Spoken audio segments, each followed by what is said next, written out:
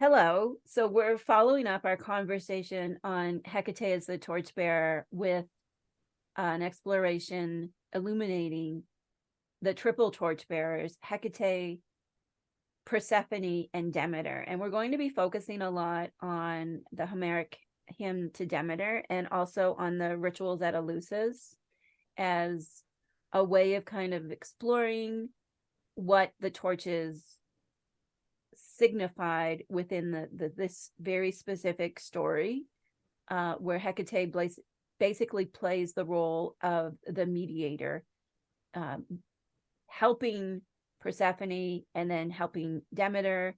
And then when all is said and done, and Persephone is in a union with Hades and she's the queen of the down below, then Hecate becomes the one who helps her return to like everyday life and the regular world so that the growing season could commence. So this parallels with these rituals in this town outside of Athens known as Eleusis. These rituals were really, really important. So the story and the actual like religious activities, these are all intertwined.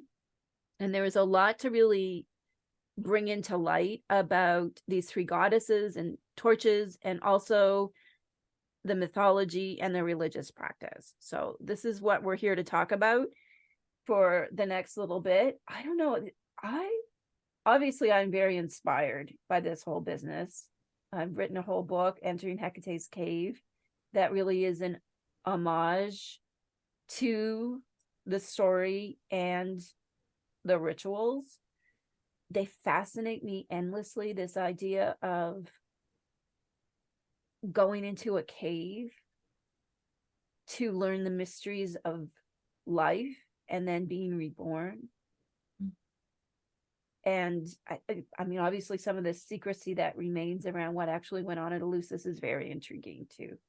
You know, I love a good mystery and I love research. So it's always like, oh, maybe I can find this. Maybe I can figure this out once and for all. What kind of went on at Eleusis? I love Eleusis and the whole journey. Really, I feel it somewhere in my bones, if that makes sense. It's like one of those things, like with the moon. It's like when I look at the moon every night, I feel it in parts of me that aren't exactly physical, that they're deeper than me. And when I think about Hecate, Demeter, and Persephone and going through this ritual cycle at Eleusis, like there is some deeper, mysterious part of me that kind of unlocks a bit. I don't know, Christen, does that make sense? Yeah, that makes so much sense. And I agree with you. And that there's definitely some sort of like, I feel like for me personally, some sort of spiritual ancestry, soul code connection to this that I can't quite put my finger on. And I feel like it might be my life's work to try to make sense of it, right? Yeah, all right. Or just follow it. Yeah, follow Like it. who knows if we'll ever make sense of it. And I think that's the meaning of the mysteries. It's like we're Right. not supposed to make sense out of everything. We're supposed to let it be a mystery. And just how challenging that is for me. I think just in our modern culture too, like we'd be like, no, we'll just Google the Eleusinian mysteries and we'll get one web page and that will give us all the answers. But it's like some things are meant to not be explainable. I don't know. May, what are your thoughts on this?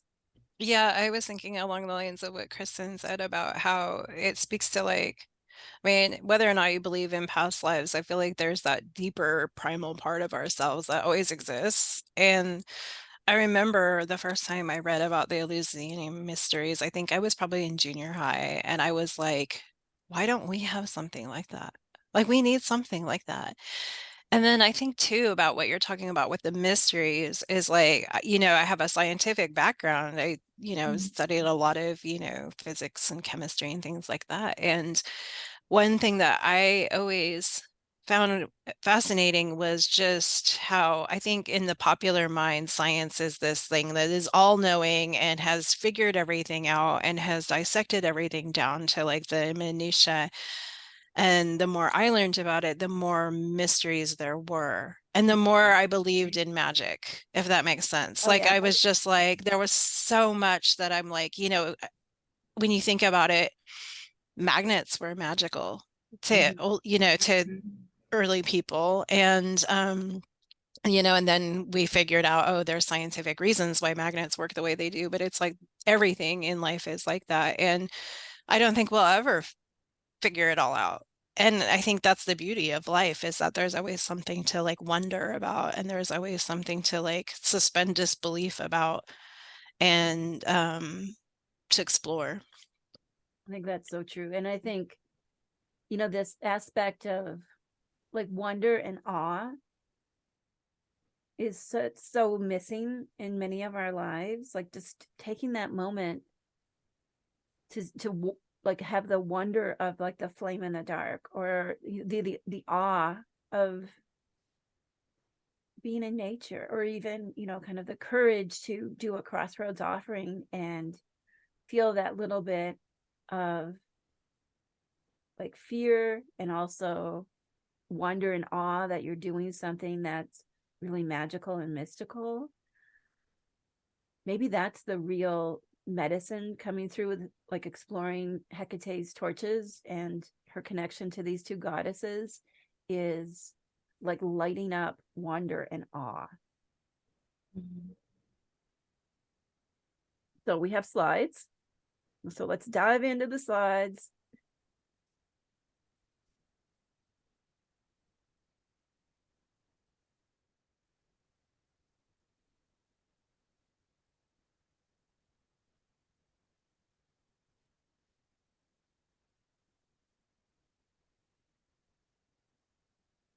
So I write about all three of these goddesses throughout entering Hecate's cave. And it's really fascinating to me that all three of them are associated with torches. And one thing we wanted to make sure we riffed on, and this picture really reminds me of it, Christen, because Hekate is front and center in this image in the back with those two torches. And a question that all three of us have talked about before is like, why did Hekate almost uniquely get two torches instead of one? Right. Do you have thoughts? I do have thoughts. Well, I have a lot of thoughts, but I'll try to zero in on specific thoughts, and something I think about a lot. And I want to bring it back to what we were saying earlier. I was thinking when I was listening, what is this innate need to like follow the threads, or to like seek the light in the darkness, or to follow Hecate's guidance? And I think if sometimes I think like what, like on a base level, if you were carrying two torches, what would be the purpose? And I think, well, if you were going to find someone, or you were going to lead someone, and the first thing you would do would be like, you know, have a torch for them as well, right? And then I think about like even with like lighting a candle, and I think about the regenerative aspects of fire. And so like I'm pulling out a lighter, and you have the lighter, and then you transfer it, and you're holding two torches. Like what is, do you know what I'm saying? Like I do know. This is really good. So I think you're saying that the second torch is all about like passing the torch, because we say that now, right? That's a colloquialism that we use, right? Like if it's someone else, someone's turn, we say, well, I'm passing the torch to them. And then in the Olympics, do they still do this? Does anybody know? Oh, they do. They do. So it's so interesting. And it's like the two torches, so she can pass the torch to somebody else. So it's like one torch is hers, and then the other torch is for the whoever she's guiding, because this really links into Hecate's role as psychopomp, because certainly like at Eleusis, this kind of business where she's the go-between, you know, in these rituals, you know, Demeter and Persephone are like the stars, but Hekate is like the psychopomp, right? She's the soul guide. And I think those torches are really indicative of that role of hers as psychopomp, lighting the way. And also, yeah, it's like she's passing that torch even in this image. So But there's good. also so much to be said about like the liminality of it, of like her being this central figure that has the torch on either side, right?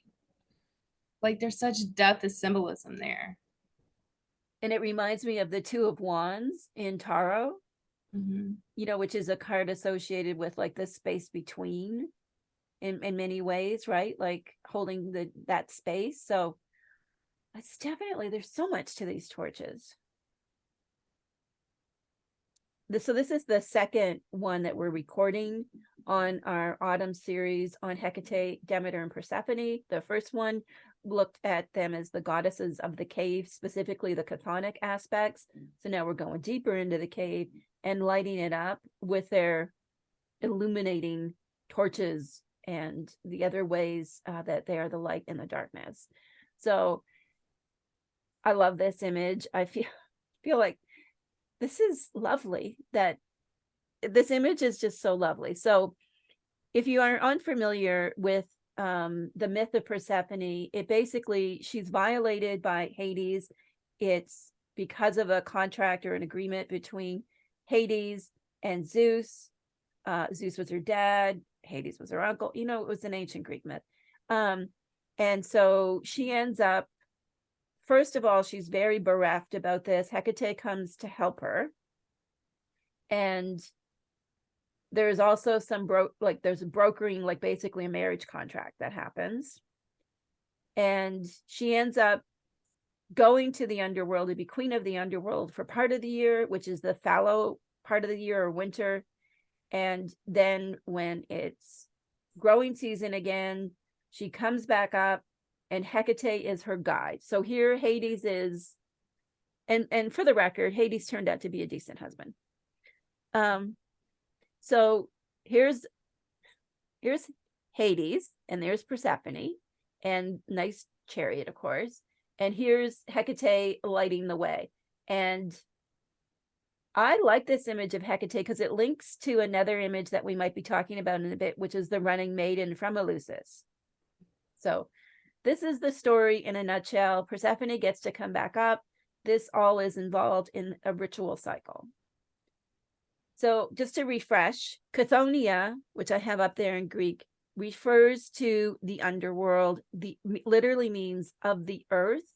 And it's applied to Hekate, Persephone, in what we may think are very obvious ways. Hekate as someone, a spirit associated with the liminal and the entrance to the underworld. Persephone, of course, as a chthonic queen.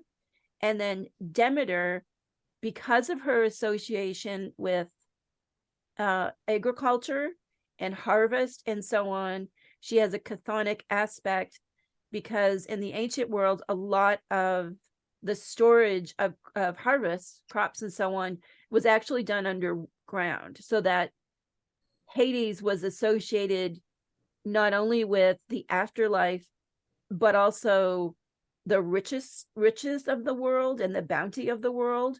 And Demeter comes in as being chthonic in that way too. So these are known as Chthoniae Theai in connection with their roles at the Eleusinian mysteries as well, because the Eleusinian mysteries had them all going through this cycle of going from the regular world into the cave to be reborn. And so there's that aspect as well. So that's how the torches are linked to the chthonic.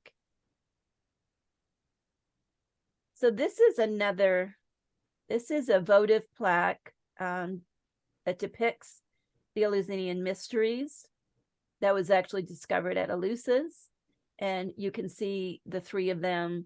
There's Hekate in the middle with her torch. And this is Persephone. This is probably Demeter. You can see the procession going through there. So this is really interesting to me, this whole story. And we won't get too deep into the origin story of what went on at Eleusis. But basically, it was like a 3-part ritual that took place over a few days. I should note, and maybe you can talk to this, there were two different times of the year that they did this, right? There were like the minor rituals, and then there was the major one. So when we talk about this big cycle, like I'm referring to the major ones because the minor ones were a little bit different. Do you know anything about this business? Yeah, the lesser and the greater, and the lesser were kind of more, I believe, and I may be wrong about this. It's been a minute since I've really looked closely at the material, but I believe the lesser ones more had to do with purification, and then the greater ones were this underworld journey. Which started with purification. So it was like purification, and then there was the next step, and then there was the third step, which was rebirth. So in the rituals that I write about in the Hecate's cave book are inspired by the three parts of the greater mysteries. And this is just kind of an interesting little story, like a retelling of the myth from the late 2000s, and really positions Hekate as grandmother in all of this. So I thought that might be interesting for us to kind of bring in, like this idea, like that the wise woman has to be old. And, you know, that to the Greeks, of course, the gods didn't really have an age. There were no, Hekate wasn't a crone to the Greeks or the Romans. Like she was like a basic adult. But something happened along the way where Persephone is forever super young, and Demeter is kind of like mother, and Hecate became crone or grandmother. And I find that really fascinating. You don't really think of a grandmother as someone who is super powerful. And I guess in a sense, like the crone is liminal because the crone would be closer to the afterlife. I don't know. I really get, I personally, I get kind of confused when I think about this a lot. Like why kind of transform Hecate into the crone at this, like in this story? Like what point does it serve? I don't know. Does that make sense, Christen? Christen, you look Yeah, like well, you the first thing I think you see me thinking, the first thing I think about is wisdom. Like grandmother would represent wisdom, right? And is that really what Hecate's torches are all about, right? It's like the illumination, right, of wisdom. And that space between, because wisdom is very liminal. You know, like if you don't know something, like there's naivete, and then you can be knowledgeable about something. Like, so you can be ignorant or knowledgeable. But to be knowledgeable doesn't mean you're wise. Right. Like wisdom is admitting that you don't know everything. I don't know. There's something very liminal about wisdom to me. Yeah, and that makes me think about, you know, the three cauldrons of poesy from Irish tradition, right? And so they have the cauldron of knowledge and they have the cauldron of wisdom. And so I think a lot of people, that's the same thing, but it's not. I mean, to me, knowledge is like, I know a fact, and wisdom is I have experienced that fact, or it's in my bones, right? Like we when I was taking massage classes, we would say, you know, get the knowledge in your bones, like, you know, that muscle memory, right? But it's like it's in my bones now, and that's knowledge. I mean, that's wisdom to me. That's, you know, but knowledge is like, okay, it's in my brain, and wisdom is it's in my bones, if that makes sense. That makes so much sense. And I think like linking this back to Eleusis, would it be like going down into the cave and experiencing that rebirth ritual, and, you know, having revealed the mysteries of the universe to you, whatever that may have been, like, wouldn't that be like the font of wisdom? Yeah. And then when you think about, oh, go ahead, Kristen. Sorry. No, I'm just thinking about like these rituals or rites, or even like Persephone's journey or Demeter's story, like they're initiatory journeys, right? When you think about Hekate as mediator, like she, like accompanying Demeter and then Persephone in the underworld, like guiding her and like being this sort of medial force, like that would be, she would be the epitome of the wisdom that comes with these initiations and stuff like that. Does that make sense what I'm Oh, that saying? makes so much sense, that she's like that Yeah. spirit, that she guides you in, you don't have wisdom, but you follow her because Right. she's leading you towards wisdom. And then if she's bringing you back out of the underworld, well, that's what you're coming back out with, is wisdom. Mm-hmm. After She you is go, wisdom. she is wisdom. And isn't that what illumination, I mean, illumination can be like an aha moment, but isn't like true illumination like the wisdom?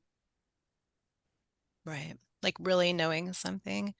And then too, it's like when you think about it, both Demeter and Persephone, there's a lot of immaturity for them at the beginning of this story. And Hecate, when you think about it, she's such an older, I mean, she's an older goddess, like she's a Titan. So to think about thinking about it from, because I have been like you, I've been like, why did they make her a crone? When did she become a crone? When did this happen and why? But when you think about it, it makes sense, you know, knowing that she was this ancient energy, this ancient force. And in that sense, it does make sense, even though she was depicted as younger and ageless, it's like she really was a much older entity than either Demeter or Persephone. And then I think it's like part of my own hang up is that, like, well, a really old woman can't be very powerful physically, but like the power of wisdom kind of transcends age. And I think you really landed on something there, that Hecate is ancient, and how do we depict ancient? It's often by like putting age on something. So if she looks old, it helps us connect to the fact that she's much older than the Olympians in this story. I think that's really helpful. What else do we have? So just a little bit more. Let's see if there's anything here that we haven't covered yet.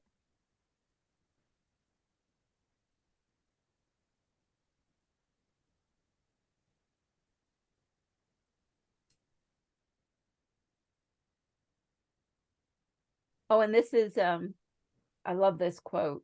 Richly blessed is the mortal who has seen these rites, but whoever is not an initiate and has no share in them never has an equal portion after death, down in the gloomy darkness. So there is something about like just carrying through with our thread of like wisdom and sacred fire. There's something that if you went through these rituals, that it like prepared you better for the afterlife, which is not to kind of Christianize it into like, you know, being born again so you can go to heaven kind of business, or baptism or whatever. But there is that whole aspect, like you go through these things, you go down below and you experience it, and it better prepares you for the afterlife. So what else are we saying here? So the central rite of this cult was called the Mysteries, a series of ceremonies of initiation into the secret knowledge of the cult. If they were free of pollution, which is really miasma, all speakers of Greek from anywhere in the world, women and men, adults and children, were eligible for initiation, as were some slaves who worked in the sanctuary. Initiation proceeded in several stages. So this is really, to me, this idea that these rituals were accessible to all. Well, not all, but most. It would have put, like, if you think these were very popular, like I've read statistics about how many people actually went through these rituals, like a lot of people, famous people, poor people. It was a long walk from Athens, but people, like a lot of people went. It would kind of be like, I mean, I don't mean this in a insulting way, but it's kind of like most people we know have gone to Disney World. Poor people, rich people, you know what I mean? Like, I'm not saying Disney World is the modern Eleusis. I am just saying, you know, like if you think of something in our modern lives that most people will take a journey to.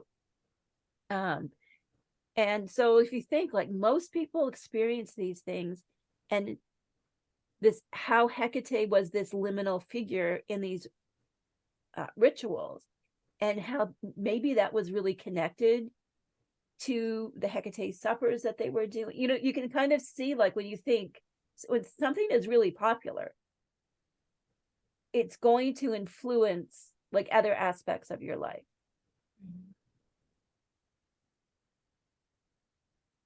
And so I can kind of see like this web of connectivity between Hecate's role at Eleusis as the mediator, and in, you know, the myth around surrounding this, and these Hecate suppers. And also, like, if you are the one that is the in-between, you're almost like you're the most mysterious figure. Oh, excuse me. So maybe that's where, because I'm always trying to suss out, like, when did Hecate become associated with witchcraft and magic? But you can kind of see, like, if you're going down into this cave, and you know what I mean? I don't know. Does that make sense, May? Yeah, it's like the torches. She's the guide down into the mysteries, right? And I was actually thinking about this a lot in the context of the epithets that we use for the cave journey, right? In entering Hecate's cave, and how, you know, Chthoniae is the earth, and it's that call to like journey, right? That call to go there, the call to like go to the cave, and then Lampadios, you know, lights what's in the darkness. Like the darkness is scary, and she illuminates that, and she gives us the knowledge of what's down there, you know. And then we move into Borbora Forba, who is the transformer. And when you think about like how fire and earth are both really, like, if you bury something, it changes. If you burn something, it changes faster, right? But you know, but it's kind of like this hidden knowledge, this hidden cave journey. Things are hidden from people who aren't initiates. And when you think about, you know, witchcraft and magic, to the average person who hasn't had those mysteries illuminated for them, it is very mysterious. So I can kind of see that connection there, if that makes sense. It does make sense. Mm-hmm. So this is just a close-up of this vase, and you can see, again, Hecate with her torches, and then something else, Christen. I know we've got the Pergamon altar tile slide, but I think in this one it's a little bit clearer because the image is better. This business of, so if this is this we believe that this is Persephone, and this would be Demeter, and this is Hecate. We know for sure this is Hecate in the middle. That Demeter is often featured with like grain of some sort, but the grain looks a lot like a torch, and sometimes, like in the Pergamon altar figures, it's difficult to even discern what's what. And so I think there's that aspect of the torches too, being something to do with like the land, with agriculture, with fertility. You know what it makes me think about? It makes me think about that sort of animating spark, or like life spark, and then also nourishment, right? That is tied to grain and food. And Demeter, and so tied to Demeter. Yeah. Just to kind of finish off a little bit more about, this is a running maiden. This is a figure that's believed to be Hecate that was found at Eleusis as well. She's believed to be holding two torches, although you can't, you know, her arms have been damaged over time. So this idea of, I love this statue. As you know, it's one of my favorite ancient icons, because I love the fluidity, and it feels like that is liminality. And we also wanted just to quickly mention there were other festivals associated with all three of them, of course, but Thesmophoria is a festival of Demeters that was associated with turning the tables so women took over power. So very different in spirit than what went on at Eleusis. And I love this. I really like this passage. Silence, silence, pray to the Thesmophori. Demeter and Kore pray to Pluto, Hades, Caligenea, Chorotrophus, Hecate, Ge or Gaia, the earth, Hermes, and the Charities, or the Charities. So it wasn't just at Eleusis that Hecate was really entwined with Demeter and Persephone. So I wanted to make sure we kind of note that as well. And then we wanted to talk a little bit about some of our favorite nymphs, the Lampades. So the Lampades in practical human form were the guides at Eleusis, but they're also, the mythological aspect that these are Hecate's nymphs who run around with their torches, helping Hecate with her work. I want to be a Lampades.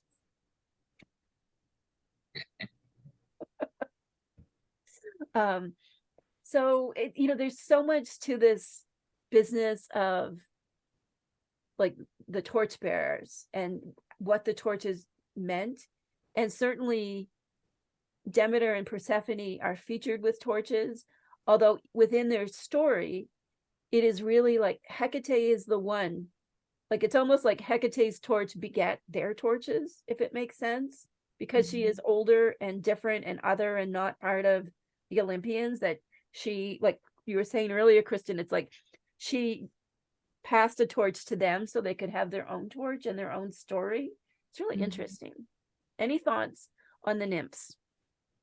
Yeah, I also like how they were also psychopomps in the underworld, and one thing that stands out to me about them is how that they like to play tricks on people. I always love the trickster gods and the trickster, the trickster characters in folk tales and mythology, and they're near and dear to my heart, obviously. But I love the idea of like, even in the underworld, where most of the myths talk about how, it's just monochromatic and like just very, thin, and but here are these lampades that are bringing like the spark of life, right, and joy in the gloom and doom of the underworld, even running around being a little crazy, having their parties, playing tricks on people, with their torches. And I just love that idea of being like, especially I think about this a lot with my activism work, because activists are often seen as very joyless people, but it's like joy is a form of resistance, right? Like to just be like, I'm going to be happy, I may be oppressed, or I may be like,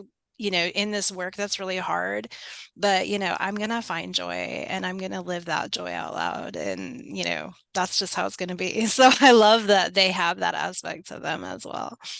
Right. Being multifaceted like Hecate, and having a bit of fun. I like the idea of having a bit of fun, because in all of the stories about Hecate, there's no trickster vibes to Hecate. I think that's where her consortium with Hermes becomes so important, right? Because he was kind of tricky, whereas Hecate was always very straightforward and doing it. So yeah, let's have a Lampades party where we go through serious rituals of rebirth and also play tricks on people. And just the Avernali is the Latin name for them, and I just really, really like the name Avernali. Okay, so here's the Pergamon altar. So this is Hecate, Persephone, and Demeter. So this is, again, another source from antiquity that really links the three of them with their torches. And in this depiction, all three of them have torches in this one, right, Christen? Actually, no.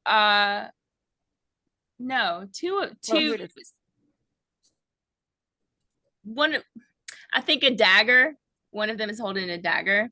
Okay. And so this is translated in a lot of different ways. Some people say that this is 3 figures of Hecate. But I do know that like Persephone's name is inscribed, and like if you can look really closely, you can see all these inscriptions. And 2 are holding torches. And this was, I noticed this for the first time the other day. When you read the scholarly papers, you see like they're always referred to as torches. But I was looking really, really closely at one, and I was like, this looks like a bundle of grain. this looks so much more like a bundle of grain than a torch. And that would be the one on the bottom left, if you can This see one? what I'm talking about, right? Yeah. And then the one on the right, you can see distinctly, like they're shaped very differently. Like one is grain and one is a torch. But something really interesting about this to me, and like this is a really special thing for me. I have like the Pergamon triangle.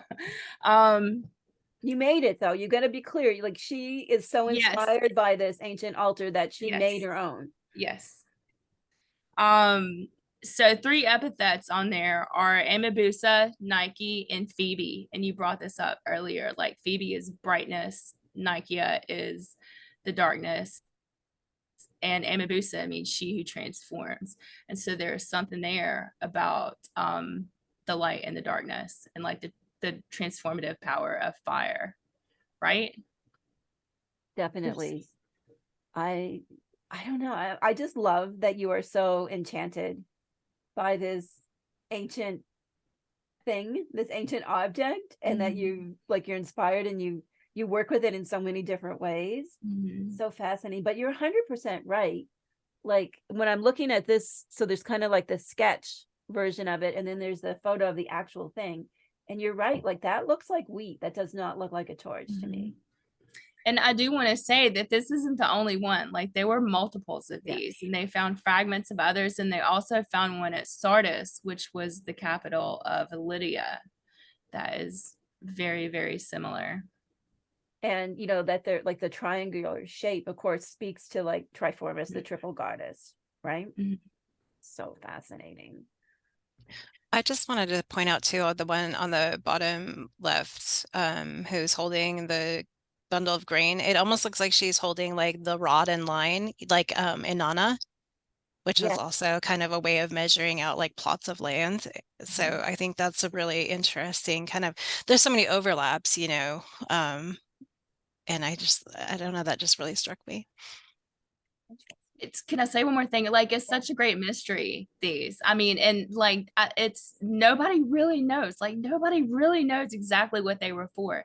And like I said, you see like triple aspects of Hecate, and you also see like Demeter and Persephone and like Melano and Phoebe and like all of these epithets, and it's just all, I don't know, it's all connected. All a beautiful mystery. And it's so cool because when I look at this, I'm like, I don't resonate with it probably to the sense that you do, Christen, but I think I would really like to make one of those. You just put your candle right there in the middle. And then you've got like your scar, like you've got your altar base, and it's like, look, you're good to go. I guess they wouldn't have had a wick. Maybe they wouldn't have had a wick candle. They probably would have had a lamp. And just in conclusion, I think we've touched upon this in some ways, this idea of vigilance, like that torches, like being on the lookout. So being on the lookout for, you know, Hecate can see, like Hecate obviously doesn't need torches because she's a goddess, but it's like this idea of vigilance and how that lights up in our own lives too. Like, how do we shine our own torch through our own life and our own unique way? And so in the sense that we light our own way, but also we can light the way for others just by being who we are in the world. I think that's really the takeaway message, you know, for like when I'll use that kind of symbolism of follow Hecate's torches like into the darkness so you can find wholeness. And ultimately I think, like you were saying, Christen, it's like Hecate has the second torch so she can pass it to us to light our own way and perhaps like the way for others. So that's been a bit of an exploration on the torch light up fiery aspects of these 3 goddesses. We're doing their aspects of cleansing and purification, and that kind of side of things I think is what we're doing next. So any final thoughts? I feel like the two of you, like I feel thoughts percolating in the room. I just wanted to say like a something I think about, like the dual aspect of the torches, and you know, it's the hero's spear, like the holy fire, And this, I kind of associate fire like with truth, right? And so I kind of see, like, when I look at images of Hecate and I see Hecate's torches, and I can kind of see like my own reflection, like, and you know what, I'm in my own soul fire reflection to Right. like this sacred flame. And so I kind of see like the two torches in that aspect too, I like love that. this sacredness reflected in me. And like when you stand in your truth, like that shines outward, and that, like you were just saying, then you become, you know, your own torchbearer and a torchbearer to others. Oh, that's so wonderful. May, any final thoughts? Yeah, I think about the cave journey a lot. Inanna is another goddess who's very important to me, and the underworld journeys parallel, you know, both in how sometimes we go into this mystery and sometimes we're going in like Inanna went in willingly, right? And with great like pride, and was like, I can conquer this. Whereas Persephone was kind of taken, and then Demeter went, you know, out of need, out of a great need. And it just makes me think about how we all have our own underworld journeys and how they manifest in such different ways and how we deal with them in different ways. And unfortunately, some of us have a really hard time coming out of the underworld if we do it all. But when we can, and when we have that help, like we have Hecate, or we have, you know, a trusted advisor or a therapist, or, you know, somebody that can shine the light and illuminate, you know, some of the journey that we're going on, how powerful that is, and how we come out of that cave transformed. And I don't want people to miss that, you know, in the myth, right? And in the journey and in the things that we do, getting caught up in what you're doing, but like actually letting that sink in when we're making these journeys, whether you are part of Covina or you're following along in the Hecate's Cave book. It's a very powerful thing. To go intentionally into the Mhm. cave, which is Mhm. very, you know, it's kind of like it's revisionist history of like, you know, of our own story. Like when we intentionally go in the cave for ritual and magic, it's very different than perhaps when we were victimized in the past Mhm. and ended up, you know, depressed, anxious, whatever happened. That was an underworld journey, but this is a very different underworld journey. Yeah, And we get to be the narrator in this yes, one.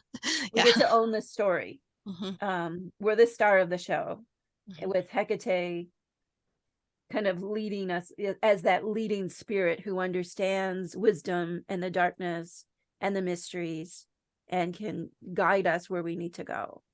Mhm. This is a great conversation. I'm inspired. I've got a lot more thoughts now. So Oops. I love this, right? It's like, oh, no, that's the best kind of conversation that leads to more thoughts, right? It's not like, well, it's not, we finished, we have discussed Hecate's torches, we are done for good. It's like, oh, I have more thoughts, so we'll be back. All right. Thanks again, everybody. Bye-bye.